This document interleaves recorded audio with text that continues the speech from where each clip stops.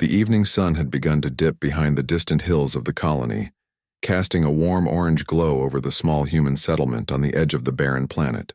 Elias Marlowe, a scientist who had spent the better part of a decade studying alien biology, sat quietly in his modest home, reading a thick report on the reproduction of a plant species native to this world. His work had always been solitary, and he had grown used to the silence that filled the spaces between his thoughts.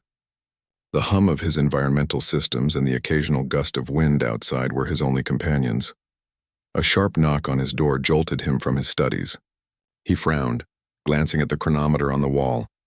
Visitors were rare this late in the evening, especially on the outskirts of the colony where he lived. Slowly he rose, smoothing his clothes, and opened the door. Standing there was a being unlike anything he had ever seen. Her skin shimmered with a subtle silver hue that caught the fading sunlight. Her eyes were wide and luminous, reflecting a depth of sorrow that made Elias's chest tighten. She was tall and slender, with delicate features, and her body seemed to glow faintly in the dim light. Even her posture suggested grief and exhaustion. "Please," she said in a voice that was melodic yet quivering, "I need your help." Elias blinked, surprised by the fluency of her speech. His experience with alien communication had taught him that understanding each other often took time. Yet somehow, she spoke his language perfectly. I don't know how I can help," Elias said cautiously. "Who are you?" "My name is Sirali," she replied. I was married. But my mate is gone. I have lost him, and now I cannot continue alone. My people, they cannot survive without someone to care for the next generation. You, humans, you are compatible. You are capable. I need you to help me ensure that my children live." Elias took a step back, unsure if he had understood correctly. He had expected a request for shelter or medical help, but the meaning behind her words struck him with awe and apprehension. He had read about humans being considered resilient and adaptable in interstellar studies, but to hear this alien plead for him to safeguard her species was beyond anything he had imagined. "You want me to take care of your children?" he asked slowly, trying to make sense of her words. "Yes," she said softly, bowing her head. "They will need a guardian, a guide, a teacher. I cannot do this alone. You are strong, intelligent, and capable. You can help my people survive." Elias felt the weight of responsibility press down on him. His mind raced with questions, doubts, and possibilities. How could he, a single human scientist, raise beings from a species he barely understood? What if he failed? What if he was unable to provide the guidance they needed? But as he looked at Sirali, he saw something else: hope. She had come to him because she trusted in the unique strengths of humanity. And in that moment, Elias realized that this was not just about survival. It was about the potential of humans to rise above challenges, to adapt and to nurture life beyond their own species.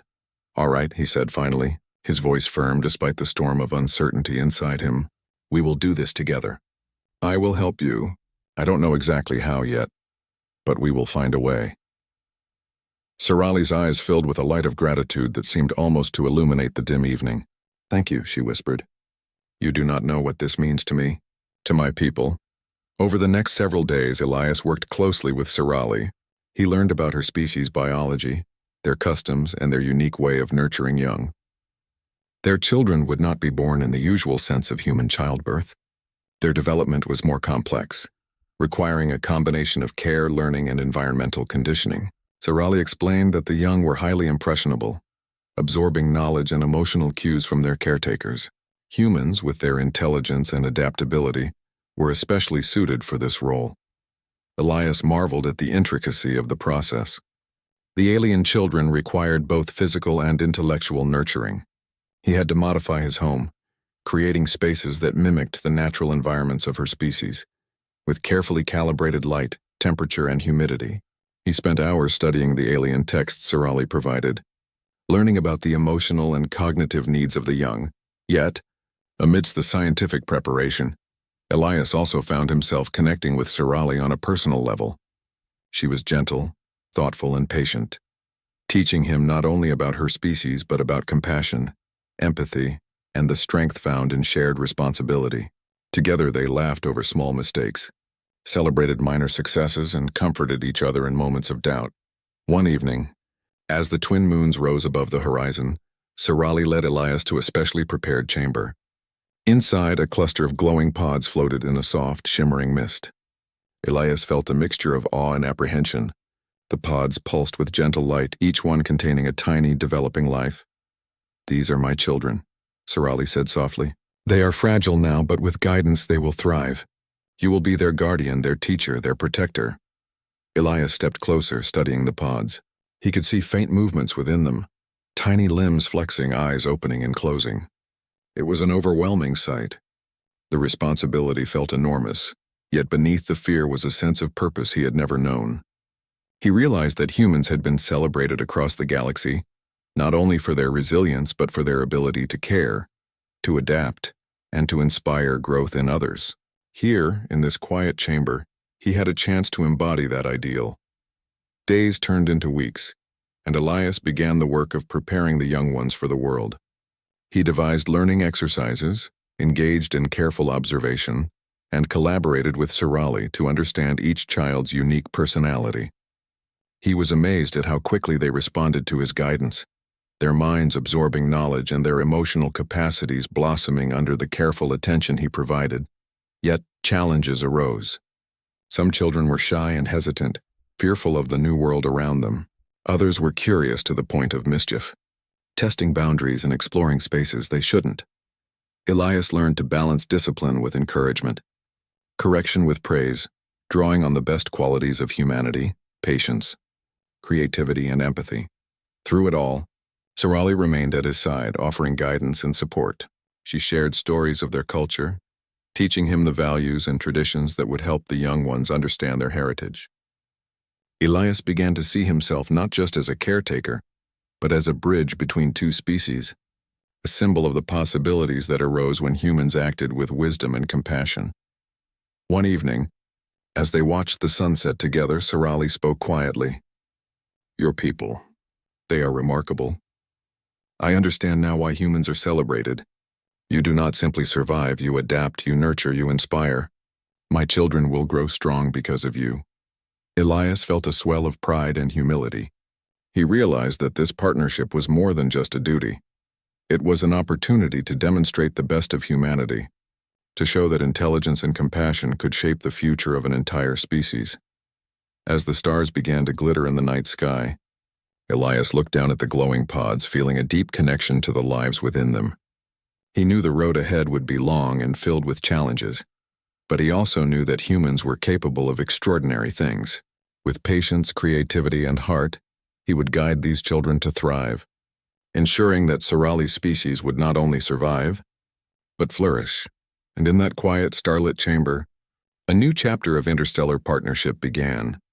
A chapter in which humanity's capacity to care, adapt, and inspire would shine brighter than any star in the galaxy. The weeks passed quickly, and Elias found himself immersed in a life he had never imagined. The glowing pods in his home now hummed with energy and promise.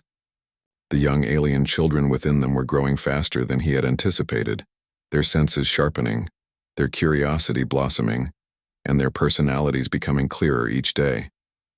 With Sirali by his side, Elias had begun to learn how to nurture not only their minds but their hearts. Every morning began with careful preparation. He monitored the environmental controls, ensuring that the light, temperature, and humidity in the nursery chambers were just right. Then he spent hours interacting with the young ones, guiding their movements, teaching them sounds and gestures that would later become their language. Sirali taught him about the importance of rhythm and song in their culture, showing him how simple melodies could calm the children or inspire them to explore. At first, Elias had been nervous. He had no experience raising alien children. But the more he observed them, the more he realized that their intelligence was remarkable, and that they responded with enthusiasm to guidance. One child, with shimmering silver skin and eyes like tiny moons, had taken an immediate liking to him. It would follow his movements, mimic his gestures, and emit soft coos of delight whenever he approached. Elias had never felt such joy in his life. As the days turned into months, Elias began to introduce small challenges to encourage growth. He created simple puzzles that tested the children's memory and problem-solving skills. Some involved sorting objects by shape or color, while others were more complex, requiring them to navigate small mazes. Each time a child succeeded, Elias celebrated with smiles, words of encouragement and gentle touches that seemed to light up their faces with pride. Sirali watched these moments with quiet satisfaction. "Your people," she said one evening as they observed the children from a distance, "have a gift. You know how to teach, how to inspire. These children will grow strong because of you." Elias felt a warmth in his chest. He had spent so many years studying alien species from a distance, analyzing them in reports and papers, but this was different. This was living, breathing, immediate. The bond he formed with the children was unlike any research data. It was real, emotional, and profoundly meaningful. But the challenges continued. Each child was unique, and some required more attention than others. One of the young ones was shy and hesitant, retreating to corners and observing from a distance. Elias realized that this child needed reassurance and gentle encouragement. He spent long hours sitting quietly nearby, reading stories and singing soft melodies until the child slowly began to engage. Another child was bold and adventurous, constantly testing boundaries. It would climb on equipment, investigate every corner of the nursery, and sometimes create small disasters that needed to be fixed. Elias learned to balance discipline with understanding, setting clear boundaries while allowing freedom for exploration. He marveled at how human ingenuity and patience could shape behavior without harshness, guiding these children to learn from experience rather than fear. One evening, a new challenge arose. A sudden storm swept across the colony, battering the settlement with high winds and heavy dust. The environmental systems of Elias's home had been designed to withstand such events, but the storm was stronger than anticipated. The nursery chamber shook slightly, and Elias felt his heart race. "Stay calm," he whispered to the children, though they could not fully understand his words yet. "Everything will be all right." He and Sirali moved quickly, checking each chamber, adjusting settings, and ensuring the children remained safe and comfortable. They sang soft songs, spoke gentle words, and maintained calm energy to reassure the young ones. Hours passed, and eventually the storm subsided. Elias felt exhausted, but a deep sense of pride welled inside him. He had protected these lives, guided them through fear, and remained steady when it mattered most.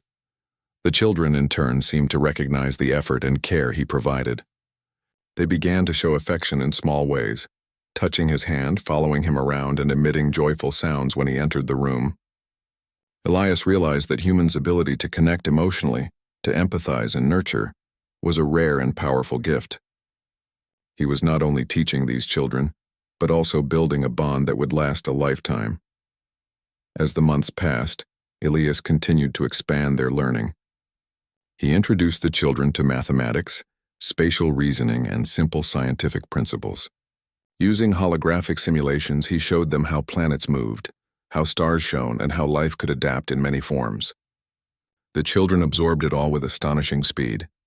Their minds were sharp and their curiosity boundless. Elias often caught himself smiling at their questions, marveling at their insight and creativity. Sirali began to teach them about their culture in a more detailed way. She recounted stories of her ancestors, explained traditions, and shared lessons about empathy, respect, and community. Elias listened carefully, learning alongside the children, understanding that part of his role was not only to guide their minds, but to honor their heritage. One day, the children surprised him. They had constructed a small model of a star system using materials from their playroom. Their tiny hands had shaped planets, comets, and moons, placing them carefully in orbit. Elias knelt beside them, impressed. "This is incredible," he said. "You understand so much already." The children beamed with delight, their movements and sounds expressing pride and joy. In that moment, Elias felt a profound sense of purpose. He understood that humans were capable of extraordinary things, not through strength or aggression, but through creativity, empathy, and the ability to inspire growth in others. Word of Elias's efforts soon spread throughout the colony and beyond. Other species began to take notice, curious about how a single human could nurture an entirely new generation of an alien species. Delegations visited, asking questions, observing his methods, and learning from his innovations. Elias realized that humanity was being recognized not as conquerors or warriors, but as guides, mentors, and collaborators. The young ones thrived. Their understanding grew, their social skills developed, and their emotional intelligence blossomed. They learned not only from Elias and Sirali, but from each other, forming bonds of friendship, cooperation, and mutual respect.